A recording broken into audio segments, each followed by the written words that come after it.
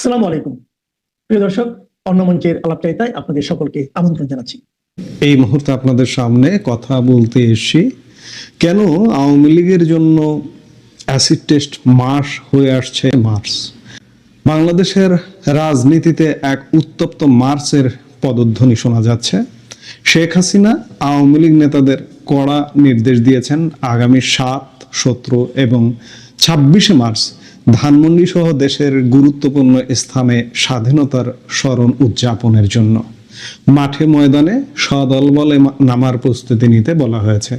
শেখ হাসিনার স্পষ্ট বার্তা, যাবতীয় বাধা বিপত্তি উপেক্ষা করে গলি থেকে রাজপথ সর্বত্র নেতাকর্মীদের নামতে হবে। কিন্তু কেন তিনি এই 3টি দিনকেই বেছে নিলেন? কেন একে দেখা হচ্ছে তারেক রহমান সরকারের জন্য এক বড় চ্যালেঞ্জ হিসেবে? বাংলাদেশের ইতিহাসে মার্চ মাসের এই 3টি দিন অত্যন্ত তাৎপর্যপূর্ণ। 1971 সালের 7ই মার্চ তৎকালীন রেসকোর্স ময়দানে বঙ্গবন্ধু শেখ মুজিবুর রহমান স্বাধীনতার ডাক দিয়েছিলেন। তার সেই ঐতিহাসিক উক্তি, এবারের সংগ্রাম আমাদের মুক্তির সংগ্রাম, এবারের সংগ্রাম স্বাধীনতার সংগ্রাম, যা আজও বাঙালির হৃদয়ে গেঁথে আছে। ঐতিহাসিকদের অনেকেই মনে করেন এই দিনেই বঙ্গবন্ধু স্বাধীনতার ঘোষণা দিয়েছিলেন। শেখ হাসিনা দলীয় বৈঠকে বলেছেন, 7ই মার্চের ভাষণের গুরুত্ব কাউকে নতুন করে বোঝানোর প্রয়োজন নেই। এই ভাষণই স্বাধীনতার গোড়াপত্তন করেছিল এবং দেশবাসী মনস্থির করেছিল যুদ্ধে নামার। তিনি আশা প্রকাশ করেছেন বর্তমান সরকার আওয়ামী লীগের উপর থেকে নিষেধাজ্ঞা প্রত্যাহার করবে, আর তারা সে পথে না হাঁটলে আওয়ামী লীগ নিজস্ব কর্মসূচি নেবে। এরপরই আসে 17 মার্চ, বঙ্গবন্ধু শেখ মুজিবুর রহমানের জন্মবার্ষিকী। শেখ হাসিনা বলেছেন, বঙ্গবন্ধু জাতির পিতা এবং তার জন্মদিন উদযাপন করা জাতির সকলের কর্তব্য। কিন্তু গত বছর অন্তর্বর্তী সরকারের সময় আওয়ামী লীগ তাদের এই প্রাতঃস্মরণীয় নেতাকে শ্রদ্ধা জানানোর সুযোগ পায়নি। ধানমন্ডি 32-এর ঐতিহাসিক বাড়িটি, যা জাতীয় সংগ্রহশালা ছিল, তা উগ্রবাদীরা ভেঙে গুড়িয়ে দিয়েছে। এমনকি সেখানে শ্রদ্ধা জানাতে গিয়ে সাধারণ মানুষ ও রিকশা চালক পর্যন্ত হেনস্থার শিকার ও গ্রেপ্তার হয়েছেন। শেখ হাসিনা প্রশ্ন তুলেছেন, জেলখানাতেও যদি কয়েদিরা জাতীয় দিবস পালন করতে পারে, তবে বাইরে কেন বিধিনিষেধ থাকবে? 26 মার্চ বাংলাদেশের জাতীয় ও স্বাধীনতা দিবস। শেখ হাসিনা সরকারের পতনের পর আওয়ামী লীগ সাভারের স্মৃতিসৌধ বা অন্যত্র শ্রদ্ধা জানানোর সুযোগ পায়নি। স্মৃতিসৌধে শ্রদ্ধা জানাতে গিয়ে গ্রেপ্তার হয়েছেন অনেক নেতাকর্মী। শেখ হাসিনা নির্দেশ দিয়েছেন, এবার আর ঘরে বসে থাকা নয়, গলি থেকে রাজপথ সর্বত্র স্বাধীনতা দিবসের বেদি বানিয়ে শ্রদ্ধা জানাতে হবে। ধানমন্ডি 32 এবং টুঙ্গিপাড়ায় বঙ্গবন্ধুর সমাধিতে যেতে হবে সর্বশক্তি দিয়ে। যদিও ধানমন্ডি বাড়িটি 2 দফায় হামলায় ধ্বংসস্তূপে পরিণত হয়েছে, তবুও সেখানেই শ্রদ্ধা নিবেদনের অনড় সিদ্ধান্ত নিয়েছে দলটি। ওয়াকিবহাল মহল মনে করছে শেখ হাসিনা অত্যন্ত ভেবেচিন্তে এই কুশলী সিদ্ধান্ত নিয়েছেন। তিনি দেখতে চান বাংলাদেশের জাতীয় জীবনের এই 3 ঐতিহাসিক দিন উদযাপনে তারেক রহমানের প্রশাসন এবং বিএনপি বাধা দেয় কিনা। আওয়ামী লীগ নেতাদের দাবি, অবৈধ ইউনূস সরকারের নিষেধাজ্ঞায় দল স্বাভাবিক কাজ করতে পারছে না, কিন্তু নাগরিক হিসেবে 7, 17 ও 26 মার্চ পালন করার অধিকার সবার আছে। বিশ্লেষকরা বলছেন, এই ঘোষণা বিএনপি ও তারেক রহমানের উপর প্রচন্ড চাপ তৈরি করবে, কারণ বিএনপি শেখ মুজিবুর রহমানকে স্বাধীনতার ঘোষক মনে করেন না, তারা জিয়াউর রহমানকে ঘোষক মনে করে। অথচ জিয়াউর রহমান মুক্তিযুদ্ধের সেক্টর কমান্ডার ছিলেন এবং বঙ্গবন্ধু শেখ মুজিবুর রহমান তাকে বীর উত্তম উপাধি দিয়েছিলেন। সম্প্রতি জাতীয় নির্বাচনে বিএনপি মুক্তিযুদ্ধের মর্যাদা রক্ষার স্লোগান দিয়ে বিজয় হাসিল করেছে। জামাতে ইসলামীকে মোকাবেলায় তাদের বড় অস্ত্র ছিল স্বাধীনতার মর্যাদা রক্ষা। এখন প্রশ্ন উঠেছে, 7ই মার্চের ভাষণ, যা ইউনেস্কো স্বীকৃতি পেয়েছে, তা পালন করতে বাধা দিলে বিএনপির ভাবমূর্তি কেমন হবে? বঙ্গবন্ধু শেখ মুজিবুর রহমানের জন্মদিন বা স্বাধীনতা দিবস পালনে বাধা দেওয়া সঠিক সিদ্ধান্ত হবে কিনা তা নিয়ে নানা মহলে চর্চা শুরু হয়েছে। একদিকে আওয়ামী লীগের উপর নিষেধাজ্ঞা, অন্যদিকে জাতীয় দিবসের আবেগ, এই দুইয়ের মাঝে তারেক রহমানের প্রশাসন কিভাবে পরিস্থিতি সামলায়, সেটাই এখন দেখার বিষয়। আমি শুরুতেই বলেছি যে আসছে মার্চ, আওয়ামী লীগের জন্য নিঃসন্দেহে অ্যাসিড টেস্ট হতে যাচ্ছে। ইতিমধ্যে মার্চ মাস মানে এই যে সেনাবাহিনী যে মাঠে ছিল সেই সেনাবাহিনী কিন্তু উঠে যাচ্ছে। আগামী 28 ফেব্রুয়ারি সেনাবাহিনী পুরোপুরি ব্যারাকে ফিরে যাচ্ছে। এখন পর্যন্ত সেনাবাহিনী থাকবে এমন কোনো সিদ্ধান্ত আমরা জানি না, বা বিশেষ কোনো পরিস্থিতি না হলে আমরা যেটি জানি যে ব্যারাকে 28 ফেব্রুয়ারি সেনাবাহিনী ফিরে যাচ্ছে। স্বাভাবিকভাবে প্রশাসন বা আইন শৃঙ্খলা সামলাবে আমাদের পুলিশ বাহিনী। এটি একটি কারণ। আরেকদিকে যে এই যে আমরা বলছি যে বিএনপিকে বা বিএনপির আওয়ামী লীগের রাজনীতি উন্মুক্ত করতে হবে, এটি নানান সমীকরণে বলে, আন্তর্জাতিক অভ্যন্তরীণ নানা সমীকরণে বলে যে বিএনপির আওয়ামী লীগের রাজনীতির প্রতি যে নিষেধাজ্ঞা আছে, অন্তর্বর্তী ইউনূস সরকার যে অবৈধভাবে আওয়ামী লীগের উপর নিষেধাজ্ঞা দিয়ে একটা প্রজ্ঞাপন জারি করেছে, সেই প্রজ্ঞাপনটাও উইথড্র করতে হবে, বাতিল করতে হবে, সোজা কথা। এবং আওয়ামী লীগের রাজনীতি আগামীতে কি হবে? নিঃসন্দেহে মার্চের যে কর্মসূচি, এই যে কর্মসূচি ঘোষণা করেছেন শেখ হাসিনা, নেতাদের কাছে বলেছেন, এখনো দলীয় ওয়েবসাইট বলুন, দলীয় পেজ বলুন, বা এগুলোতে নিশ্চয়ই খুব শীঘ্রই 2-1 মধ্যে ক্যাম্পেইনও শুরু হবে। আপনারা জানেন গতকালকে আমরা আলাপ করেছিলাম যে গতকাল মঙ্গলবার আওয়ামী লীগ প্রধান শেখ হাসিনা আওয়ামী লীগের শীর্ষ নেতৃত্বের সাথে একটি ভার্চুয়ালি বৈঠকে যোগদান করেছিলেন। সেই বৈঠকে শেখ হাসিনা নেতাদের দেশে ফেরবার জন্য প্রস্তুতি নিতে বলেছেন, এবং সেই বৈঠকেই শেখ হাসিনা এই কর্মসূচিগুলো জোরালোভাবে পালন করতে বলেছেন। এখন দেখার বিষয়, আমি বলছি যে অ্যাসিড টেস্ট আসলেই কি আওয়ামী লীগ রাজনীতিতে ফিরবে? আওয়ামী লীগের নিষেধাজ্ঞা উঠবে? বিএনপি কি আওয়ামী লীগকে রাজনীতিতে প্রবেশ করতে বা আওয়ামী লীগের যে স্বাভাবিক রাজনীতি সেই রাজনৈতিক কার্যক্রমে বাধা হবে কিনা? এটা নিঃসন্দেহে এই মার্চেই অ্যাসিড টেস্ট হতে যাচ্ছে। যারা আওয়ামী লীগ করেন, আওয়ামী লীগ নেতা কর্মী, তাদেরও এই পরিস্থিতিটা বুঝবার জন্য এই মার্চটাই যথেষ্ট।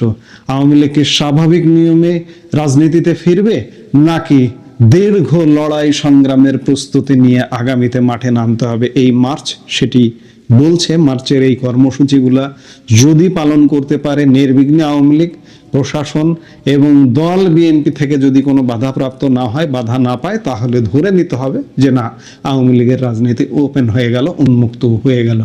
আর যদি বাধাপ্রাপ্ত হয় তাহলে ধরে নিতে হবে যে কূটনীতি বলুন, অভ্যন্তরীণ রাজনীতি বলুন, বিএনপি সেই আগের মতোই দমন পীড়নের রাজনীতি, 2001-06 আমলের যে সীমাহীন দমন পীড়নের রাজনীতি, এমনকি বিএনপি সরকারের আমলে সেই সময়ের বিরোধী দলীয় নেত্রী আওয়ামী লীগ প্রধান শেখ হাসিনাকে অসংখ্যবার হত্যা চেষ্টা করা হয়েছে। এমনকি গ্রেনেড হামলা 21শে আগস্ট 2004-এ গ্রেনেড হামলা করে হত্যা চেষ্টা পর্যন্ত হয়েছে। এই মার্চই নির্ধারণ করে দেবে আমরা কি বিএনপির সেই 2001-06 আমলে ফিরে গেলাম, নাকি একটা নতুন বাংলাদেশে প্রবেশ করলাম।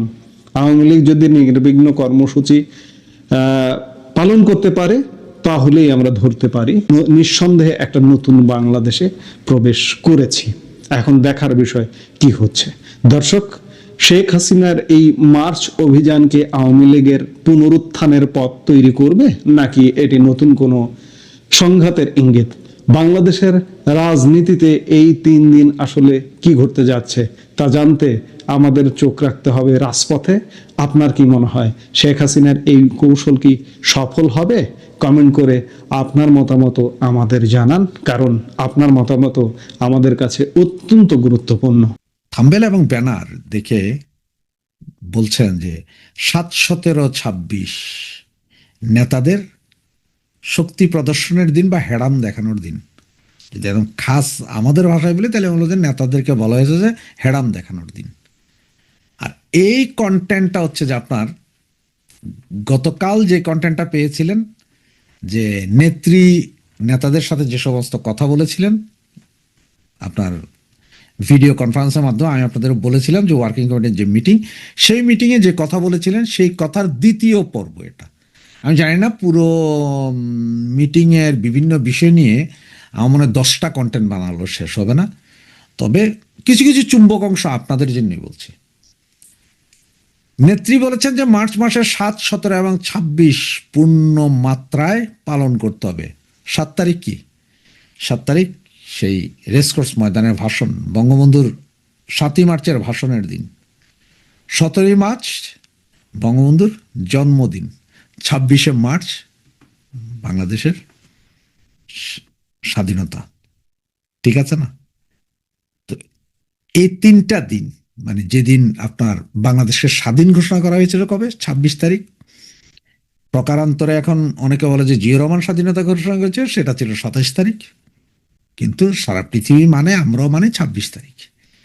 তো 3 দিনে শক্তি প্রদর্শন করতে বলেছেন। নেত্রী বলেছেন যে রাস্তাঘাট থেকে শুরু করে মানে লোকালয়ে একদম ছোট রাস্তা থেকে বড় রাস্তা সব জায়গায় ব্যাপক জনসমাগম ঘটাতে বলেছেন। প্রয়োজন 26 তারিখে বঙ্গবন্ধুর বাড়ি 32 নম্বরেও যেতে বলেছেন। প্রধানমন্ত্রীর কার্যালয় থেকে শুরু করে সব জায়গায় লোক সমাগম ঘটাতে বলেছেন।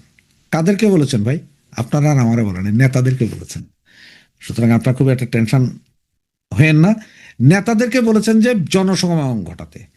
এখন নেতারা জনসমাগম কিভাবে ঘটাবেন যদি আপনি আর আমি না মানি? আবার আপনি আর আমি যখন মানবো, মেনে যখন এই জনসমাগম ঘটাবো, সেখান থেকে আপনারা যদি অ্যারেস্ট হন বা ধোলাই খান, কয়জনকে কয়জন নেতা দেখবে, সেটা হচ্ছে যে $1 মিলিয়ন কোয়েশ্চেন। এখন আপনার কি মনে হয়? আমাকে যদি ব্যক্তিগতভাবে জিজ্ঞেস করেন যে আমার কি মনে হয়, আমি বলবো যে ভাই এটা করা উচিত। কিন্তু আবার যদি বলেন যে ভাই আমাদের দায় দায়িত্ব কে নিবে, তখন আমি বলবো যে ভাই এটা তো আপনাদের চিন্তা করার দরকার। কারণ এতদিন আমার যেসব ভাইয়েরা ভাই লীগ করে করে গেছেন, গত 17 বছর ধরে যারা ভাই লীগ করে গেছেন, তারা নামবেন কিনা, বা আমাদের যেসব নেতারা এখন বিভিন্ন কর্মীদেরকে বলবেন যে তোমরা নামো, নেতারা আসবেন কিনা রাস্তায়? নেতারা আসবেন? যদি নেতারা না আসে তাহলে কর্মী বাহিনী নামবে কোথায়?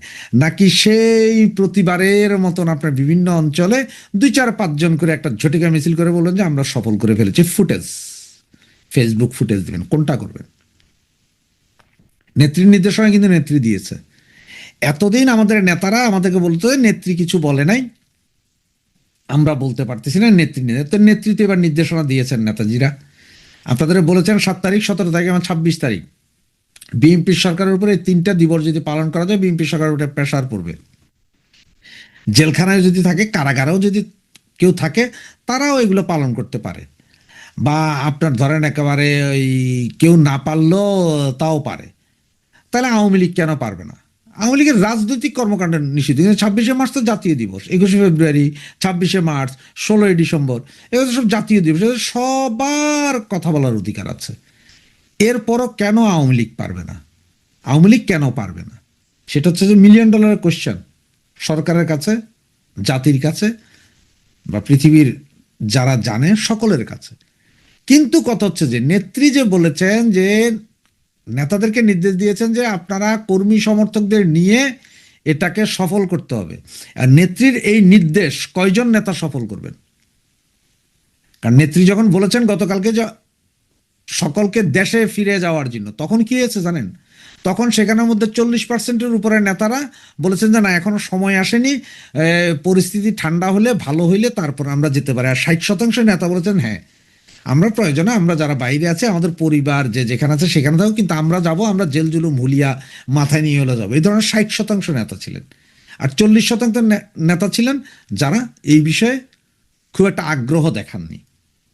এবং সেই সমস্ত নেতাদের এখন অনেকেই বলছেন যে আমাদের বিরুদ্ধে আইসিটির মামলা আছে, অমুক আছে, তমুক আছে, যার কারণে আমরা ফেস দেখাইতে পারছি না, আমাদের ব্যবসা বাণিজ্য চলতেছে, ওগুলা ধ্বংস হয়ে যাবে, এই সেই। আর আপনারা যারা ভাইয়েরা যারা রাস্তাঘাটে মিছিল করতে স্লোগান দিচ্ছেন, তারা কিন্তু কিছুই না। কারণ আপনাদের ব্যবসা বাণিজ্যও নাই, কিছুই নেই, আপনার নেতাও না, আপনাদের ফাঁসি হইলেও কি? কারণ হচ্ছে আপনাদের রক্তের উপর দাঁড়ায় নেতারা নেতাগিরি করবেন, এটা হচ্ছে সবচেয়ে বড় কথা। কারণ কে জানে একটা গান গাইছিল, আমি ভুলে গেছি ওই ভদ্রলোকের নাম, সম্ভবত বরিশাল বা খুলনার, খুব ভালো একটা ইয়ে ছিল, এটা আমাদের সময়কার গান না, 90 দশকের গান, যে এমন হায় একবার দুইবার নেতা হইতে চাই, হুনসি নাকি নেতারা সব এয়ার কন্ডিশন খাই। হ্যাঁ, হরতাল মিছিল চালাইয়া যাও, রিক্সা গাড়ি ভাঙ্গিয়া ফেলাও, বুঝছেন, মরলে মরবো যুবকরা সব, আর মরলে টোকায়, এমন হায় একবার দুইবার নেতা হইতে চায়। সুতরাং এখন আমাদের নেতাদের কাছে আপনারা আমরা সকলে টোকাই। অনেক ভাই আমার বলেন যে ভাই আপনি তো বলেন এই বলেন সেই বলেন, আপনি দেশে আসবেন কবে? তাদের বলি যে ভাই আমি দেশে আসতাম কেন? গত 16 বছর আমি আপনাদের থেকে এক পয়সাও খাইনি, তো আমি দেশে আসার দরকার কি? আমি নেতাও হব না। আমি যে এখনো আপনাদের পক্ষে বলি বা কথা বলি, এটা আপনাদের জন্য যথেষ্ট। এর চেয়ে বেশি আশা আমার কাছে কেন করেন? আমি তো কোনো নেতা না বা মন্ত্রী না, বা অদূর ভবিষ্যতে আমি এই নেতা হইতে পারিব কিনা তাও জানি না। কারণ হচ্ছে আপনাদের এই নেতাদের যেই অবস্থা, তাতে কেউ নেতা হইতে পারে না। যতজনে যত যুদ্ধ করে ফেলানগা, নেতা আপনারা হইতে পারেন নয়, ভাইগিরির পর্যন্তই থাকবেন। ওই ভাইয়ের দানে হয়তো যায় কোনো ওয়ার্ড কমিটি বা নগর কমিটির কোনো একটা পদ পাইবেন, কিন্তু আপনার 2 পয়সার দাম থাকবে না। কারণ আপনার নেতারাই সব খেয়া ফেলাবে, আর আপনি সারা জীবনে নেতার ঠ্যাং চাটবেন, আর নেতার ওই যে মিডল স্ট্যাম্প চারটা চারটা ওই বউয়ের আন্ডার প্যান্ট পেন্টি ধুয়েই কাটাইবেন। সেটার সিদ্ধান্ত এখন আপনাগো।